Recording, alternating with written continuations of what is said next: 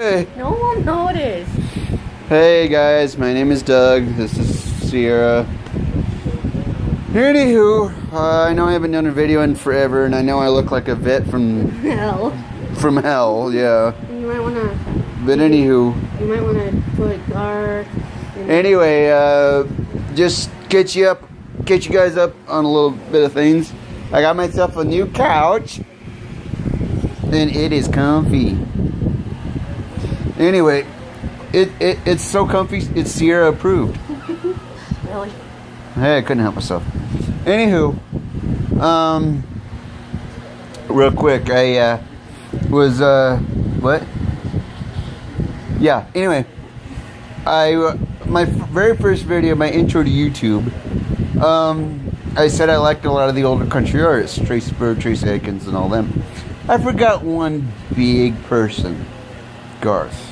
Oh my God, he's the first country artist I ever listened to. As a matter of fact, and that's the first artist I introduced her to in country music.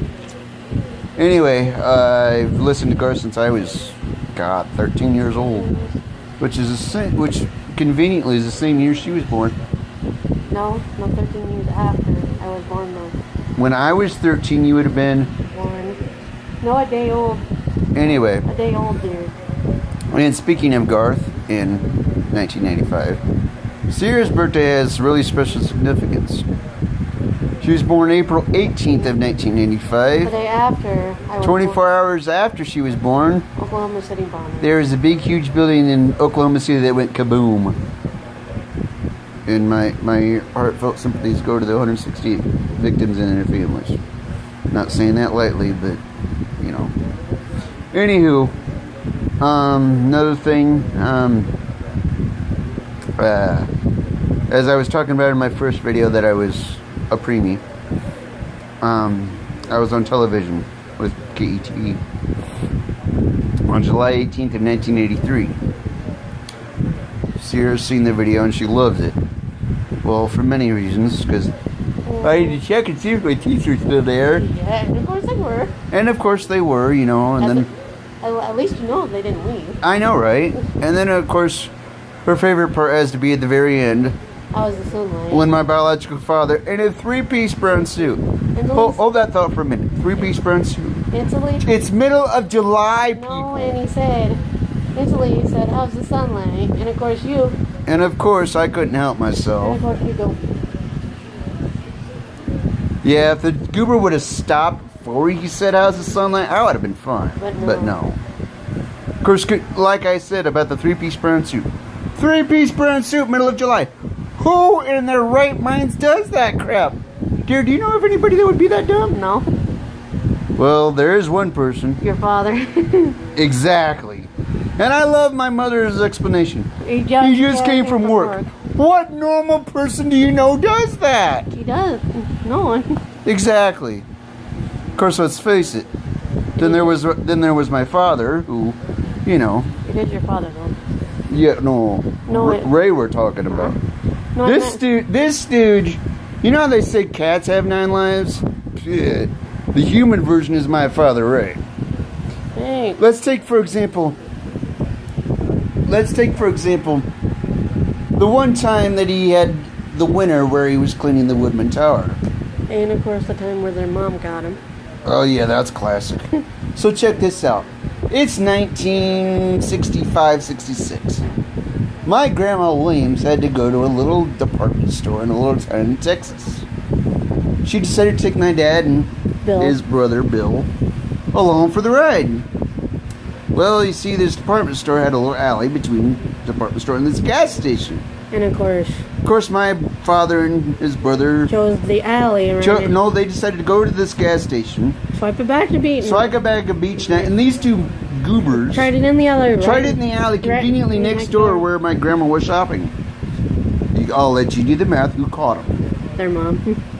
So could you imagine the look on their face when she walked into the alley and saw these two goobers trying the beach net? Oh, it's okay, because Grandma decided to go into the gas station, pay the man for the bag that my dad swiped, and buy my Uncle Bill his very own bag. Needless to say, that was one of those moments where Bill wanted to kill my father.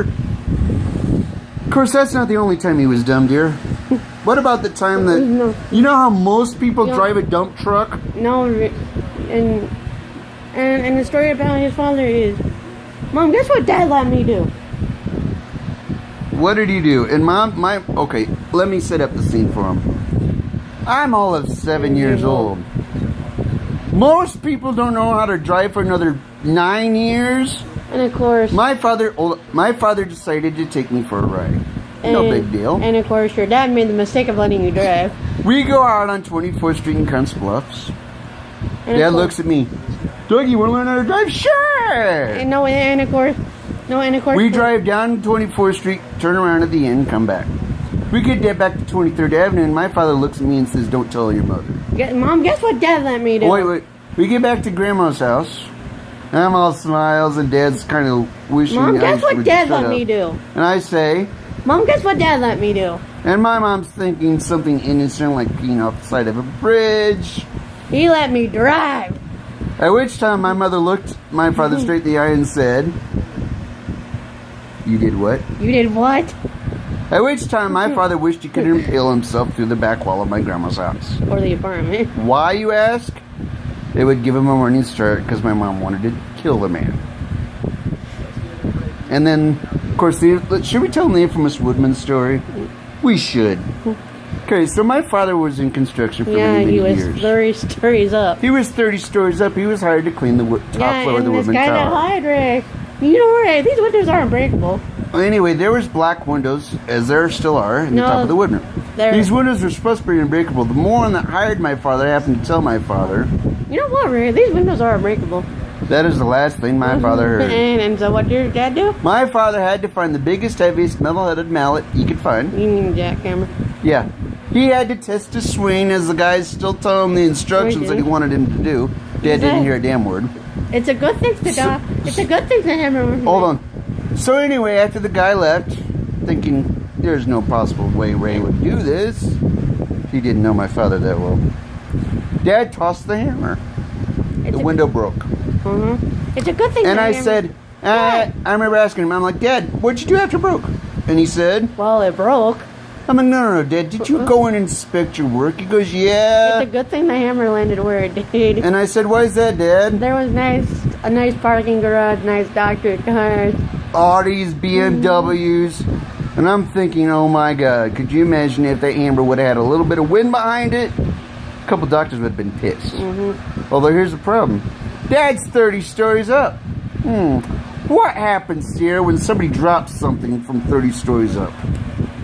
It would hit somebody in the head, right? Exactly. I'm listening to this and I'm going, Dad, did it ever occur to you to say, look out below? He said. I thought about it. Yeah, and this is the same man that tried to cut off his head in an elevator. And he said, good thing my arm was old enough to hit the stop door button. Don't you mean open the door? Yeah, exactly. I love my father to death, but he wasn't exactly, what's the word I'm looking for? Moron. He was a moron. Yeah, but we still love him. And Dad, we miss you.